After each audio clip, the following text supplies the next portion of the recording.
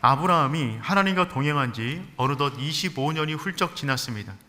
그는 갈 바를 알지 못하고 출발했어요. 가는 모든 길은 광야였습니다. 삶의 현장은 치열했어요. 그동안 많이 실수도 했고 실제로 많이 넘어지기도 했습니다.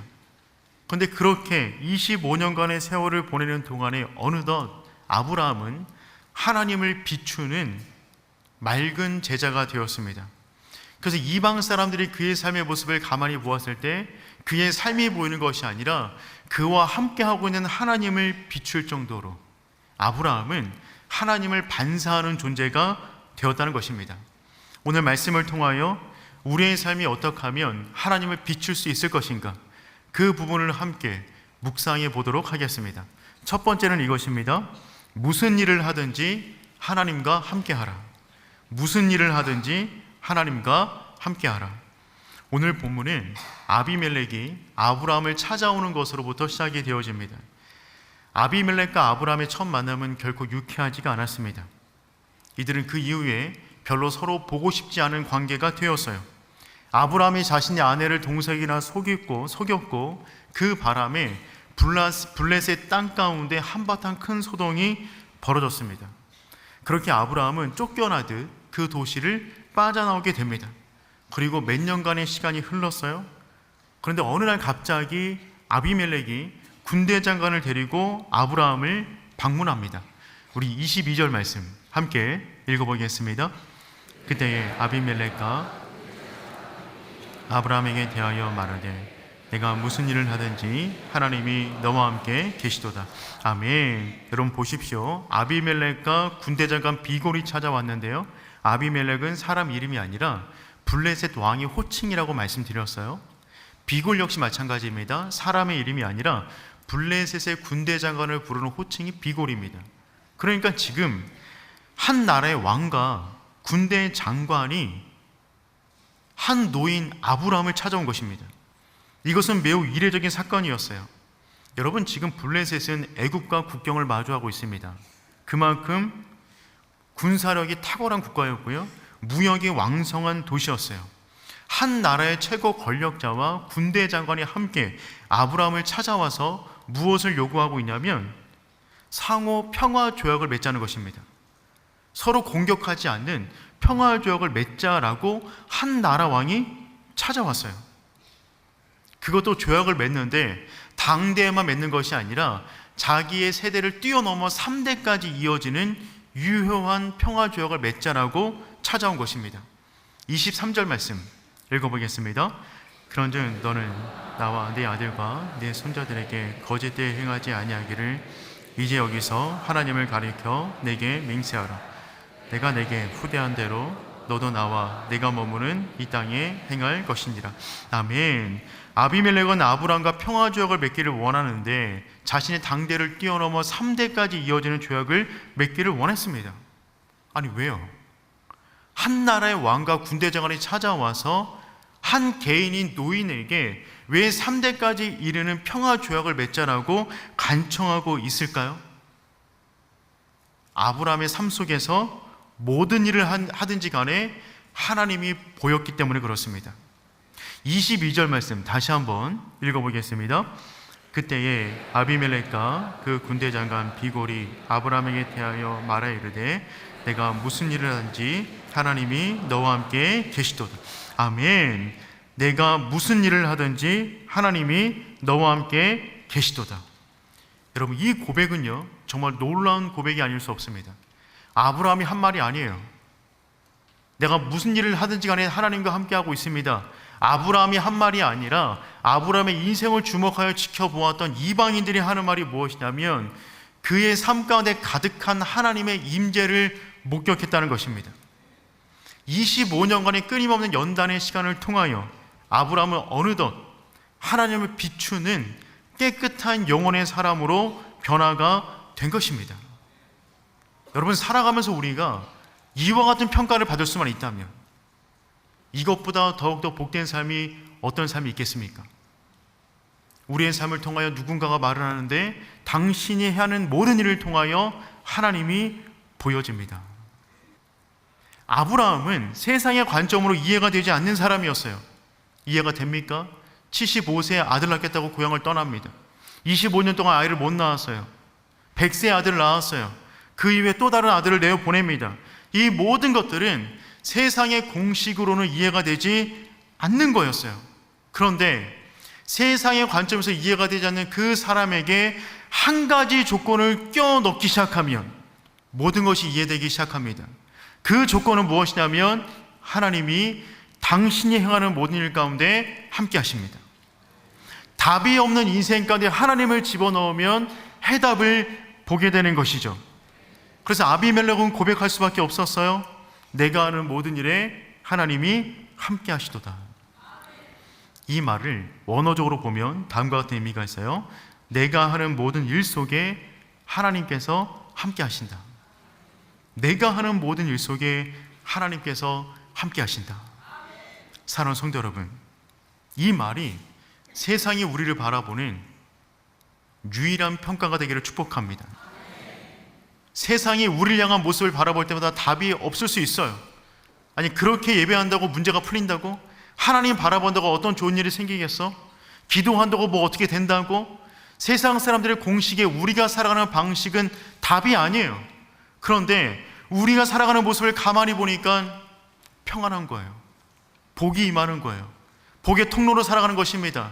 그럴 때 그들이 우리가 살아가는 인생을 바라볼 때 유일하게 내릴 수 있는 그 결론이 무엇이냐면 하나님이 당신과 함께 하십니다.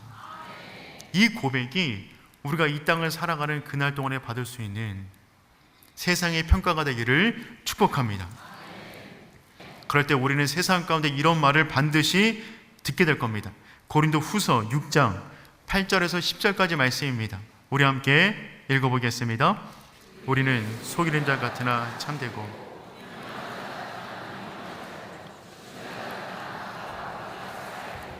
징계를 받는 자 같으나 죽임을 당하지 아니하고 근심하는 자 같으나 항상 기뻐하고 가난한 자 같으나 많은 사람을 부유하게 하고 아무것도 없는 자 같으나 모든 것을 가진 자로다. 아멘.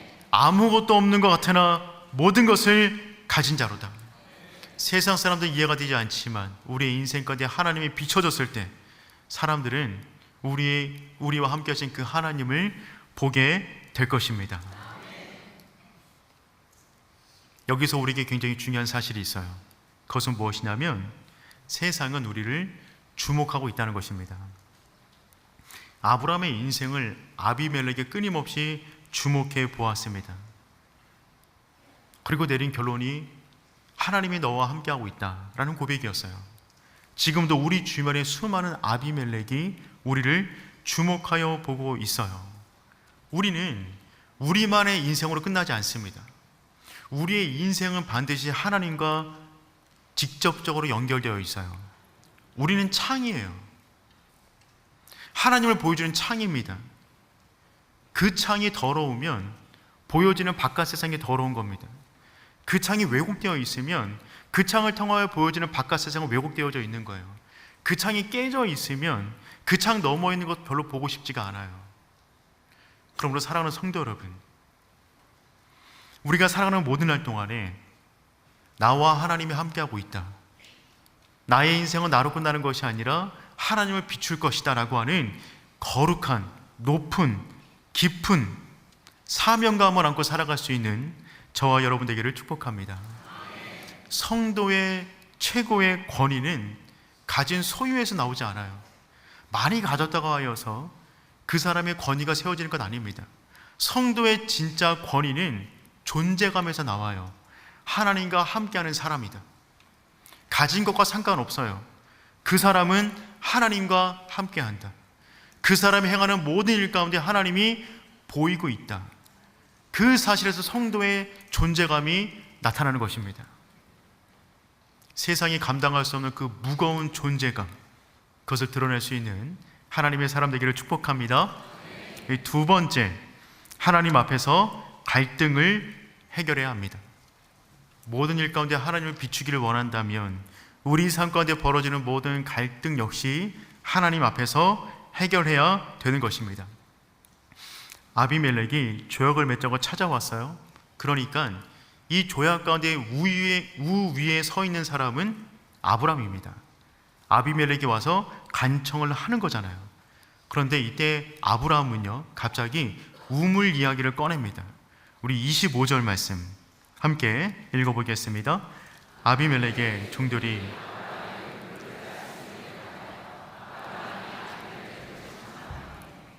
일전에 어떤 일이 있었냐면 아브라함이 우물을 팠는데 그 우물을 아비멜렉의 부하들이 와서 빼앗아 버렸습니다. 우물은 굉장히 중요한 재산이었어요.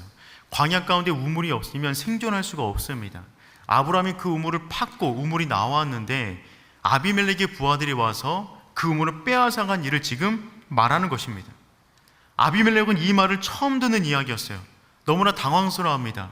지금 아비멜렉은 아브라함과 평화 조약을 맺기 위해서 스스로 찾아왔는데 평화가 아니라 분쟁이 일어날 만한 일이 벌어진 것입니다. 그런데 이때 아브라함은 이 예민한 문제를 어떻게 해결하냐면 하나님의 방법으로 해결해 나갑니다. 평화롭게 하나님의 마음으로 해결해 나가요. 아비멜렉이 모른다고 하니까 믿어줍니다. 더 이상 추궁하지 않아요. 그의 말을 믿어주고 과거는 과거로 묻습니다. 여기서 끝나는 것이 아니라 도리어 아브라함은 아비멜렉에게 귀한 선물까지 줍니다. 27절 말씀 읽어보겠습니다. 아브라함이 소를 가져다가 아비멜렉에게 주고 두 사람이 서로 언약을 세우니라. 아멘. 조약을 맺자고 아비멜렉이 먼저 찾아왔어요. 우물을 빼앗긴 사람은 아브라함입니다. 그러니까 조약을 맺기를 원한다면 누가 누구에게 무엇을 주어야 할까요? 아비멜렉이 아브라함에게 무엇인가를 주고 그 다음에 조약을 맺는 것이 맞을 겁니다. 그런데 아브라함의 살아가는 모습은 달라요. 그가 하는 모든 일 가운데 하나님을 비춥니다. 그는 자기가 도리어 아비멜렉에게 소와 양을 줍니다. 그러니 당연히 받아야 할 것을 받은 사람은 감사할 마음이 없어요. 그런데 내가 무언가를 줘야 되는데 도리어 내가 받은 사람은요, 감동이 몰려오는 것입니다. 그 마음이 무너질 수밖에 없는 것이죠. 이 순간에 아브라함은 지금 복의 통로로 그 땅 가운데 서 있는 거예요. 너는 복이 될지라 라는 약속을 주셨는데 아브라함은 정말 복다운 모습으로 그 자리 가운데 서 있는 겁니다. 그리고 이제 언약을 맺어요. 그런데 언약을 맺을 때도 아브라함은 아비멜렉에게 선물을 줘요. 28절부터 30절까지 말씀 우리 한번 읽어보겠습니다. 아브라함이 7 암양 새끼를 따로 놓으니 아비멜렉이 아브라함에게 이르되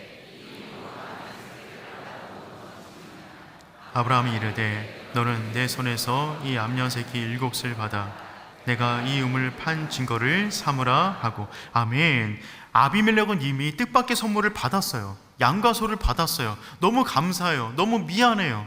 그런데 거기서 끝나는 것이 아니라 계약을 본격적으로 맺기 직전에 7 암양 새끼를 선물로 또 줘요. 감격 위에 감동을 쌓는 거예요. 너무 송구해서 물어봅니다. 아니 왜 이렇게 선물을 자꾸 주는 것입니까? 이 선물의 의미는 도대체 무엇입니까? 라고 물으니까 아브라함이 이렇게 말을 해요. 이것으로 내가 이 우물을 판 증거를 삼으라. 이것으로 내가 이 우물을 판 증거를 삼으라. 이 우물의 소유권은 원래 아브라함에게 있었어요. 그런데 일전에 아비멜렉의 부하들이 빼앗아 갔어요. 원래 내 겁니다. 아무것도 안 주고 그냥 찾아올 수 있는데 아브라함은 뭐 하고 있는 것이냐면 선물을 2개나 주고서 이 우물이 이제 내 거임을 이 언약을 통하여 확실히 맺자는 것입니다. 아비멜렉은 그냥 주고 보상금까지 줘도 모자를 판에 선물까지 2배로 받은 다음에 요구하니까 너무 미안한 것이죠. 곧바로 맹세를 하기 시작합니다. 31절 말씀 읽어보겠습니다. 두 사람이 거기서 서로 맹세하였으므로 아멘. 두 사람이 거기서 맹세했어요. 이 우물은 당신 것입니다. 그리고 그 우물의 이름을 부엘세바라고 이름을 지었어요. 그 유명한 부엘세바가 여기서 지금 등장하고 있는 것입니다. 이로써 그 우물 부엘세바에 대한 소유권은 아브라함에게 명확히 있음을 그 나라 왕과 지금 체결 언약을 맺은 거예요. 그런데 여기에서 아브라함의 주도 속에서 벌어지고 있는 이 언약 속에서 숨겨진 사실이 하나 있습니다. 이 사실이 중요한데요, 그것은 무엇이냐면 아브라함은 지금 철저하게 아비멜렉과 계약을 맺는다기보다는 하나님과 계약을 맺고 있는 거예요. 아비멜렉 당사자와 문제를 해결하기보다는 그 분쟁사에 하나님을 두고 그 하나님 앞에 지금 맹세를 하고 있는 것입니다. 그래서 이 본문의 사건이 벌어질 때 특별하게 7이라는 숫자가 계속해서 반복되고 있어요. 여러분, 7이라는 숫자는 성경 가운데 완전수이고 하나님의 성실하심을 대표하는 숫자입니다. 아브라함은 의도적으로 지금 이 가운데 7이라는 숫자를 계속해서 깔고 있어요. 정리해보면 오늘 긴 본문 가운데 아브라함과 아비멜렉의 이름이 정확히 7번씩 등장합니다. 오늘 집에 가셔서 한번 천천히 읽어보세요. 본문 가운데 아브라함과 아비멜렉의 이름이 정확히 7번씩 사용돼요. 그리고 아브라함이 아비멜렉에게 준 암양 새끼가 몇 마리였죠? 7마리입니다. 7이에요. 그러니까 지금 어떤 일이 벌어지고 있는 것이냐면 계약의 당사자가 되는 사람들의 이름이 7번, 계약의 제물이 되는 짐승이 7마리, 그 7이라는 완전한 숫자를 가지고 와서 지금 아브라함은 아비멜렉과 함께 문제를 다룬다기보다는 그 사이에 하나님을 두고 하나님이 무엇을 원하실까를, 그 관점을 가지고 지금 이 갈등의 문제를 해결해 나가고 있다는 겁니다. 그리고 그 우물의 이름을 부엘세바라고 지었어요. 부엘세바는 어떤 뜻이냐면 부엘은 우물이고요, 쉐바는 맹세하다 혹은 7이라는 뜻입니다. 쉐바가 7이에요.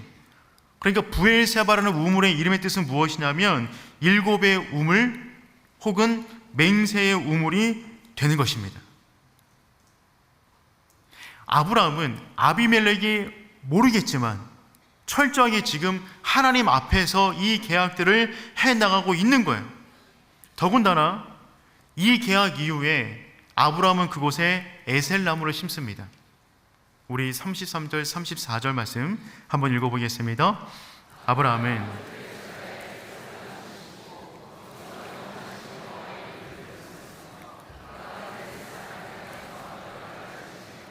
아멘.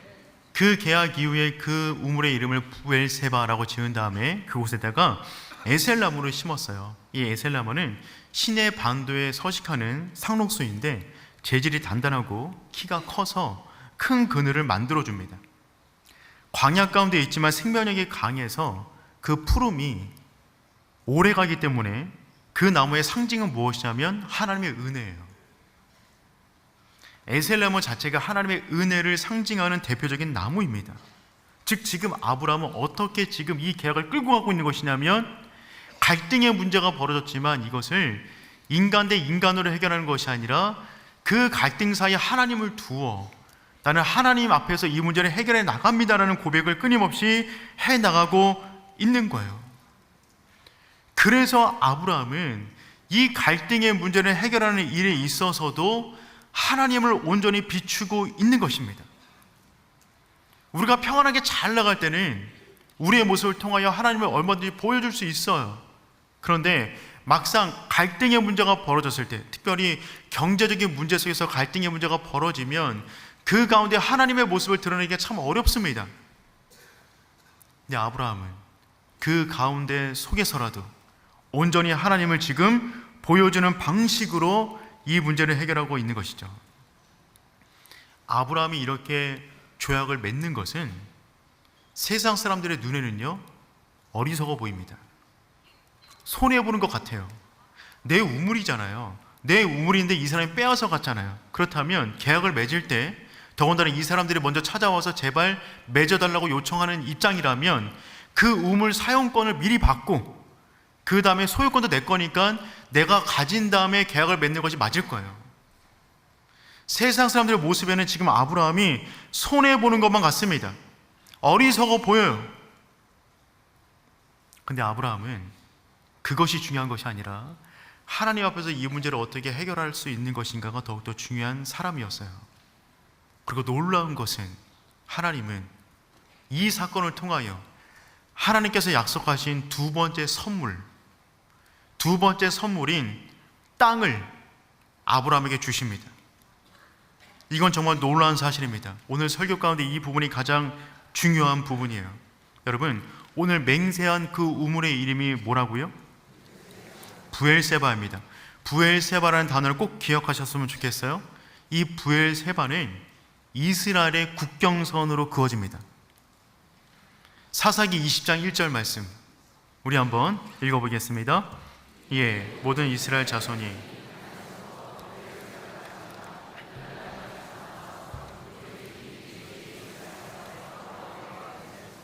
아멘. 사사기 20장을 보면 이스라엘 모든 자손이 단에서부터 부엘세바까지 온 사람이 함께 모였다고 말하고 있어요. 단에서부터 부엘세바까지 있는 사람들이 모였다는 말은 어떤 의미가 될까요? 지도를 한번 보겠습니다. 이스라엘의 국경선을 나타낸 것입니다. 최북단에 있는 도시는 무엇이냐면 단이에요. 이스라엘 지도에 있어서 지금도 그렇습니다. 최남단에 있는 곳은 어디냐면 부엘세바입니다.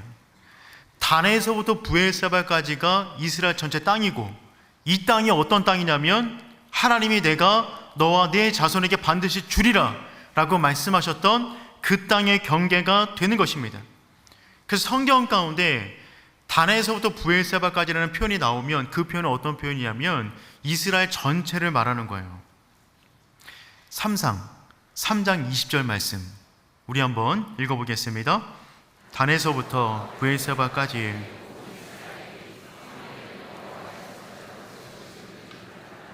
아멘. 단에서부터 부엘세바까지는 모든 사람들이 사무엘이 선지자인 줄 알았대요. 그러니 이 말은 어떤 의미예요? 이스라엘 전체 백성이 전부 다 이 사실을 알았다는 말입니다. 관용구처럼 나오는 거예요. 단에서부터 부엘세바까지. 그러니 지금 어떤 사건이 벌어진 것이냐면 아브라함은 하나님의 방법대로 이 갈등의 문제를 해결하기를 원해서 그 문제를 해결했는데 하나님이 그 순간에 국경선을 그어서 이 땅으로부터 내가 너에게 주기를 약속한 그 땅을 시작하시는 것입니다. 아브라함이 이 사실을 알았을까요? 몰랐어요. 아브라함은 그냥 선한 마음으로 이 갈등의 문제를 하나님께서 원하시는 방법으로 해결했을 뿐입니다. 사람들은 손해보았다고 말했을 거예요. 하지만 하나님 안에서 해결한 모든 것은요, 손해일 수가 없습니다. 하나님이 그 일을 시작으로 하여 우리 인생 가운데 놀라운 일을 이루실 줄 믿습니다. 하나님께서 75세 때 약속하셨어요. 본토 친척 아비 집을 떠나면 내가 너에게 두 가지를 줄 것이다. 첫 번째, 자녀를 줄 것이다. 두 번째, 땅을 줄 것이다. 첫 번째 약속은 25년 만에 얻게 되었어요. 100세에 이삭을 낳았습니다. 젖을 떼는 날 이스마엘을 내보냈어요. 그래서 그 집안 가운데 누가 약속의 자녀인가를 명확히 했어요. 약속의 자녀를 명확히 하자마자 그때에 아비멜렉이 찾아와서 조약을 맺자고 합니다. 누가 봐도 아브라함이 손해보는 듯한 조약이었지만 그때에 하나님께서 약속하신 그 땅이 출발되는 겁니다. 아브라함은 몰랐지만 하나님은 그 가운데 아브라함의 그 결단을 통하여 하나님이 약속하신 그 믿음의 자녀와 그 자녀가 살아갈 땅을 아브라함에게 주신 거예요. 사랑하는 성도 여러분, 우리가 살아가는 모든 날 동안에 하나님을 비출 수 있는 하나님의 자녀 되기를 축복합니다. 그것이 최고의 복이에요. 하나님을 비추는 인생을 살아갈 때 때로는 우리의 삶 가운데 손해보는 것처럼 느껴질 수도 있어요. 하지만 기억하십시오. 하나님의 이름으로 손해를 보았다고 한들 하나님이 그것을 손해로만 끝나게 하지 않으실 것입니다. 반드시 아름다운 일을 우리 가운데 이루실 줄 믿습니다. 말씀을 정리해 보겠습니다. 투박한 원석과 같았던 아브라함은 25년간의 연단의 시간을 통하여 복의 사람으로 변화되어져 갔어요. 최고의 복입니다. 그를 통하여 행하는 모든 일마다 하나님이 보여지는 거예요. 이것만큼 큰 복이 있을까요?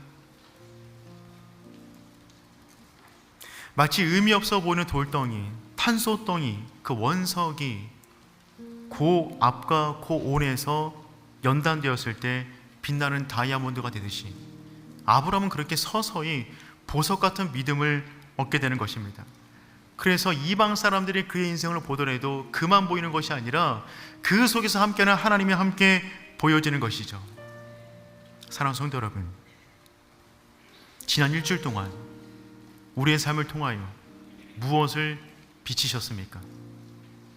무엇을 보여주셨어요? 우리를 통하여 또 다른 세상이 보여지는 것이 아니라 우리를 바라보는 모든 사람마다 하나님을 함께 볼 수 있기를 축복합니다.